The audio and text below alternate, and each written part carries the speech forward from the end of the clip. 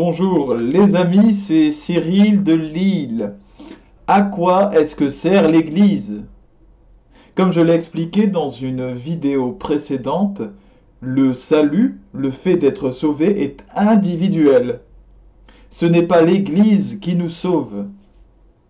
Il y a des personnes qui fréquentent l'Église ici dans ce monde qui ne sont pas sauvées, et il y a des personnes qui ne fréquentent pas du tout l'Église qui sont sauvées.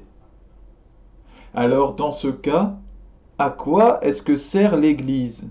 Avant de savoir à quoi est-ce qu'elle sert, il convient d'en avoir une définition, de savoir ce qu'est l'Église. Je prends la définition d'un dictionnaire, le Maxidico de 1998.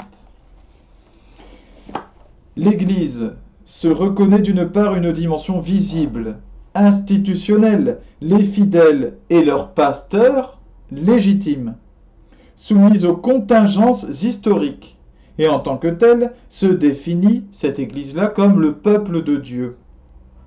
Elle se reconnaît d'autre part une dimension invisible, transcendante à l'histoire, divine, et elle se définit alors, selon la formule de saint Paul, comme le corps mystique du Christ. Autrement dit, il y a une Église visible, ici, au milieu de nous, et il y a une Église invisible.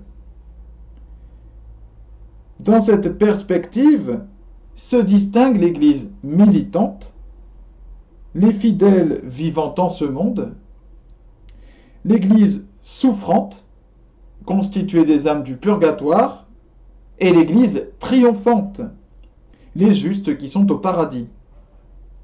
Toutes trois formant une seule et unique unité mystique, la communion des saints. Toutes ensemble. Instituée par Jésus-Christ au cours de la scène, elle débute sa mission le jour de la Pentecôte. Dès l'origine, elle se définit comme catholique, c'est-à-dire universelle. Ainsi, il y a donc une Église visible, une Église invisible.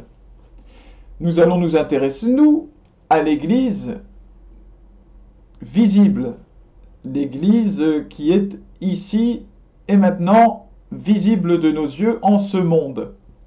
À quoi est-ce qu'elle sert? C'est l'Église instituée par Jésus-Christ.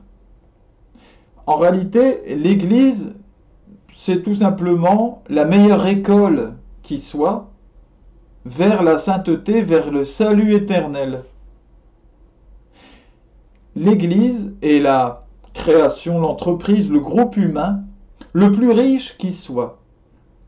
Elle n'est comparable à rien d'autre. Aucune autre religion, aucune autre création humaine.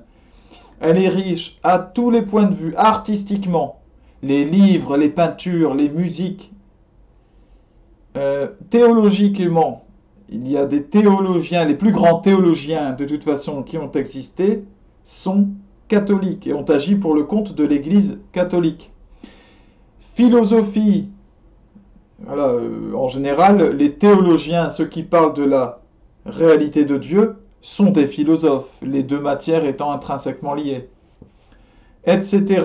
Au niveau social, puisque l'Église a aussi un discours social, un discours un tant soit peu politique, et sur plein de domaines, elle a créé l'école, elle a créé toutes nos institutions, tout ce que nous connaissons autour de nous.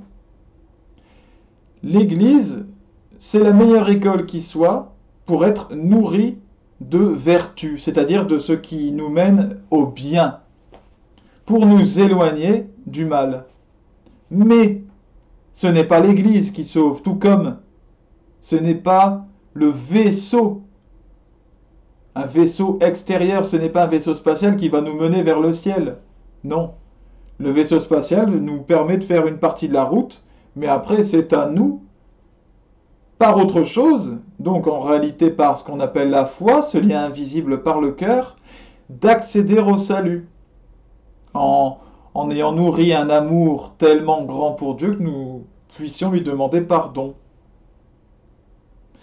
Alors, des personnes qui ne sont pas de l'Église, des musulmans, des protestants, des juifs et autres, peuvent faire ce chemin sans faire partie de l'Église catholique telle qu'elle existe en ce monde.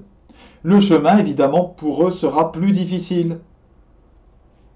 Ils devront faire avec plus de difficultés. Et d'un autre côté, d'autres personnes qui fréquentent l'Église catholique ici, qui prient, qui tous les jours disent des paroles, qui vont vers Dieu et lui demandent d'être sauvés, eh bien, ne sont pas sauvés. Parce que à aucun moment, ce qu'elles disent ne touche leur cœur. Il y a un décalage entre leur cœur, leur âme, et puis toutes les activités qu'elles peuvent enchaîner dans l'Église.